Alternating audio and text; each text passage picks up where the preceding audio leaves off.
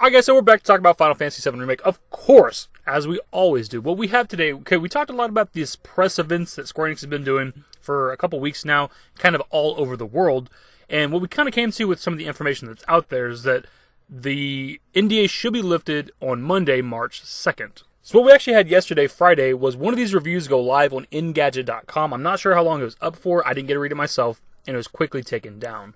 And if you go to the article now, of course, it's no longer there.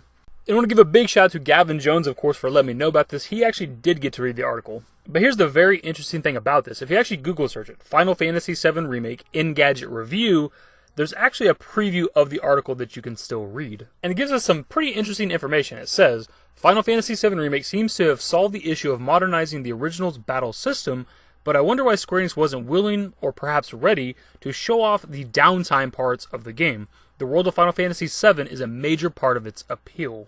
And I suppose the other thing to take note of is the original title of the article, because it's since been changed, that said, so far, Final Fantasy VII Remake is not a disaster. Kind of strange. And if you go on Google, the preview is still there, but they've since changed the title as of like today or something. That says, so far, Final Fantasy VII Remake seems alright.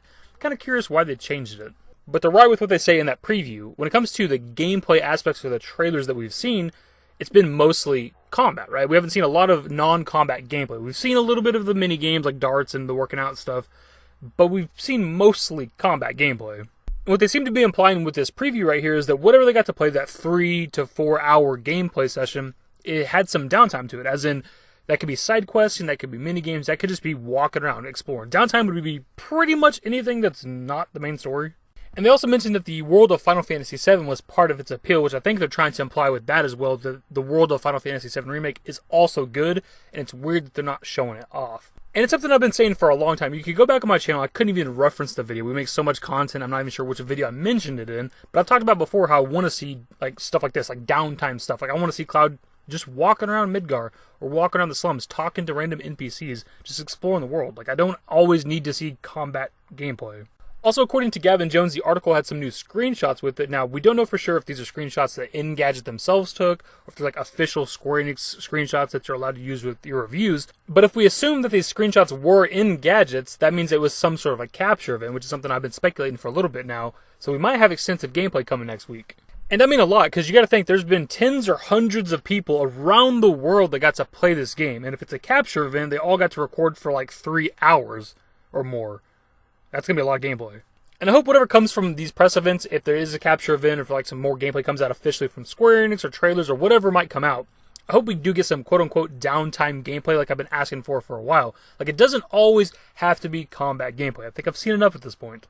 Like a couple of examples of something I'd like to see is like a side quest. Like I'd like to see an entire side quest from Cloud walking up to an NPC, accepting the side quest, going and doing whatever it might be, and that could be combat gameplay, just fighting some monsters, coming back, getting the reward. Also wouldn't mind seeing Cloud go to like any shop, doesn't matter where at in Midgar, and like buy and sell some items. That's just something we haven't seen yet.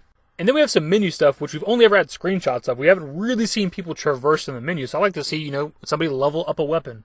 Or someone messing with some of the materia, right? Like equipping it, unequipping it, leveling up, whatever. Now that I'm thinking about it, and since we're talking menus, we know there's a mini-map in the game when you're walking around areas, but also within the menus there's a map section. I'd hope to see somebody like access that, so we get an idea of how big some of the areas are. The only thing I'm not sure of right now, and I'm not sure if Gavin even knows, he might comment on this video if he happens to see it, is whether or not they played from the beginning of the game. Like, if the demo or whatever they played was, you know, the bombing mission all the way up for, you know, 3 hours or something. If they actually got to play that, or if they played, like, a certain section of the game for 3 hours. I don't know.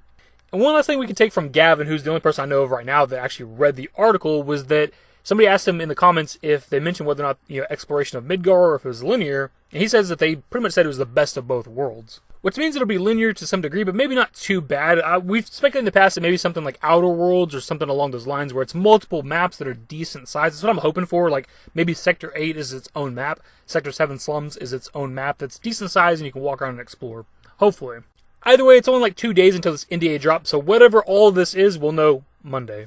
And also, here's hoping that the demo does come out Tuesday like it's been speculated for a little while. Anyways, that's the video, my dudes. Let me know your thoughts below.